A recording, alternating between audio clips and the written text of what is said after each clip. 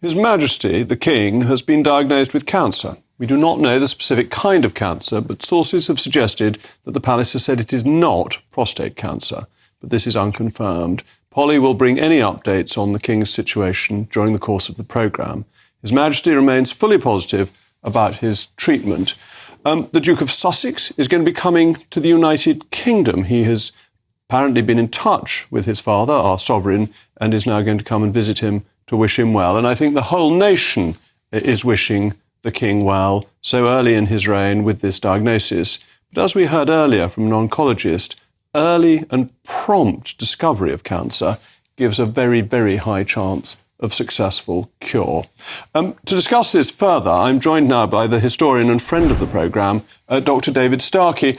David, thank you very much for joining me. One of the interesting things is quite how open the King has been about his diagnosis. He was about going into hospital, have his prostate removed, and now about the fact that he has cancer. How does this compare with the 20th century monarchy that we've grown up with and we're used to? Well, I mean, just compare and contrast with the death of the late Queen. We were told, weren't we, in that wonderful euphemism, she died of old age. The word on London was she died, in fact, either of bone cancer or bone marrow cancer. But it was carefully kept back. And I think there's a reason for that. And it's a reason why, again, when you were talking to Nigel before, you referred to the extraordinary, one I think should call them, antics over the death of George V, whose death has to be not in a disgusting rag like the Evening Standard, but actually in the Times. It's the dignity of monarchy. And in those days, you even used a special phrase. You didn't talk about the king dying. You talked about the demise of the crown. Now, King Charles has clearly decided to do something completely different. And look at this image now. He's coming out of hospital as he went into hospital with his wife. That was not the case with the Queen or Prince Philip. However close they were to each other, they went into hospital alone. There was a sort of distance, the final element of the magic of monarchy. We've decided to do something else. I think the king, it's partly, as has been explained, that he is wanting to propagandize. We heard from the oncologist about the importance of early treatment. But it's also, I think, he's sort of embraced the fact, which his mother absolutely refused to, that he is a celebrity. And as we know now, the lives of celebrities are turned inside out and the private becomes public. And the private becomes very public, but isn't this a return to the status quo ante? That is to say, everyone knew about George III being mad. There had to be a regency for it. It was a matter of enormous popular debate. You've written a fascinating biography of Henry VIII. Henry VIII's life was led in a very public atmosphere between... No. Henry VIII's death is so secret that it's kept from his wife.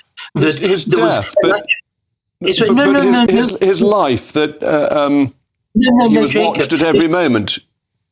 This is a vulgar assumption. The kings of England, you're thinking, I'm afraid you're getting confused. You, of all people, your passionate belief in English exceptionalism, you're getting confused with France. That's true of France. The King of France does, to a large extent, lead his life in public. The royal bedchamber becomes public and private at different times of day. The King of England doesn't.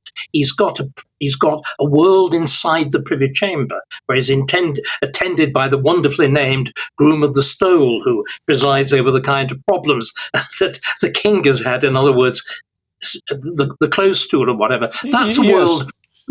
But it's closed, Jacob. It's closed, but it's within the court circle. There is no privacy for the king. Yes, there is. They're a completely private servant. Sorry, the 18th century and the early 19th century are different. This is the moment when monarchy is stripped back and mocked in a way that we cannot begin to think about. The remarkable change is the change that takes place through Victoria, except, of course, remember, Victoria, shockingly, does put large parts of her life into public. The journal of her life in the Highlands, which was regarded as being the Queen publishing a book about letters with her husband, and so on. seen at the time as extraordinary. The world you're really talking about is the world of the early 20th century Windsor monarchy, when the monarchy is elevated above everything. It's no longer political, but instead it becomes almost a national religion. We talk about the NHS as the modern national religion. In the early 20th century, it was the monarchy. It was English Shinto. It was king or queen. So, David, where do you put this currently in terms of the general phases of the monarchy? That it's been more public and less public. This is quite public, but not everything is being revealed. Is this just recognising that in the modern world, people will discuss it anyway, and therefore they may as well say, whereas in the reign of George V, people were more discreet and didn't pry into royal stories in the same way? I think what it really is, as I said, it is the semi-embrace by King Charles of celebrity. I mean, after all, he's deployed enormous numbers of his private interests, his interest in ecology, in plants, in the natural world, in alternative medicine, of which, thank heavens, we haven't heard very much at the moment. He's deployed these private interests in a public sphere. So he's already crossed that line. But isn't it interesting to compare the relative, in fact, absolute reticence over the Princess of Wales, where we've been told only the vaguest of things? In other words, this is very much a king gesture, a Charles gesture. Well, and indeed, and the Princess of Wales is behaving very much more like the late Queen, not divulging anything or very little about her condition other than that she's been in hospital. Right.